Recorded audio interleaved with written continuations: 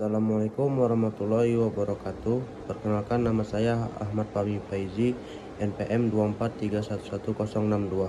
Saya dari kelas Sistem Informasi 24B. Di sini saya akan menjelaskan materi tentang neraca saldo. Pengertian neraca saldo.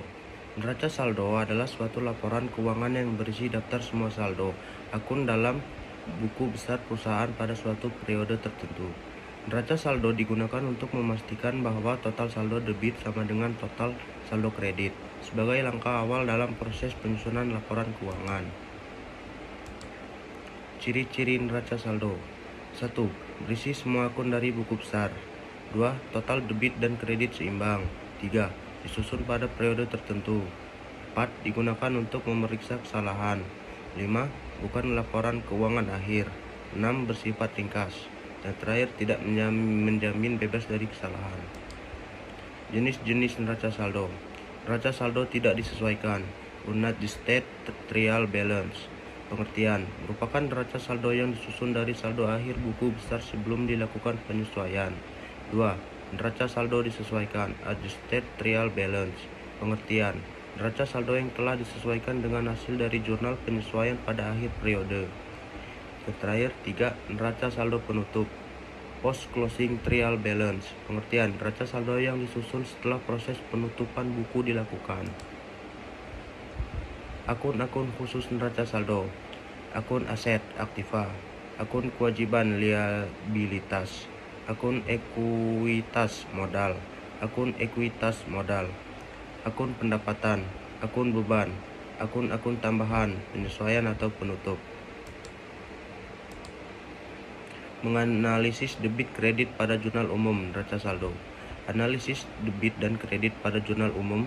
Jurnal umum mencatat setiap transaksi menggunakan prinsip double entry accounting, yaitu sistem pencatatan berpasangan, di mana debit dicatat untuk penambahan aset, penambahan beban, pengurangan kewajiban atau modal. Kredit dicatat untuk penambahan kewajiban, penambahan pendapatan, pengurangan aset. Contoh transaksi: pembelian peralatan secara tunai senilai 5 juta rupiah. Debit: peralatan aset bertambah Rp 5 juta. Kredit: kas aset berkurang 5 juta. Analisis debit dan kredit adalah inti dari akurasi pencatatan akuntansi. Setiap kesalahan dalam jurnal umum akan memengaruhi neraca saldo, sehingga penting untuk memeriksa setiap langkah dari jurnal umum, buku besar, hingga penyusunan neraca saldo. Akun yang sering muncul pada neraca saldo. 1. Akun aset aktiva. Akun ini mencatat kekayaan atau sumber daya yang dimiliki oleh perusahaan, aset lancar, aset tetap. Akun kewajiban liabilitas. Akun ini mencatat kewajiban atau utang perusahaan, kewajiban lancar, utang usaha, utang dagang, utang beban seperti utang gaji, utang bunga, pendapatan diterima di muka, kewajiban jangka panjang, utang bank, utang obligasi. 3. Akun ekuitas modal.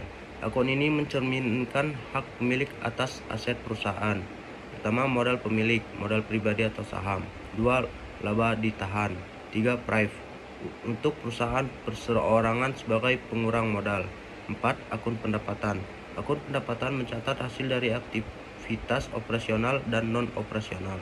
Pertama, pendapatan penjualan. Yang kedua, pendapatan jasa. Yang ketiga, pendapatan bunga. 5. Akun beban. Akun ini mencatat semua pengeluaran yang berkaitan dengan operasional perusahaan, yaitu yang pertama beban gaji, yang kedua beban sewa, ketiga beban listrik, air, dan telepon, yang keempat beban penyusutan, yang kelima beban administrasi dan umum, 5. Beban bunga. Kesimpulan: neraca saldo adalah alat penting dalam akuntansi yang digunakan untuk memeriksa keseimbangan antara total saldo debit dan kredit setelah semua transaksi dicatat dalam buku besar. Demikian penjelasan neraca saldo dari saya. Saya akhiri. Wassalamualaikum warahmatullahi wabarakatuh.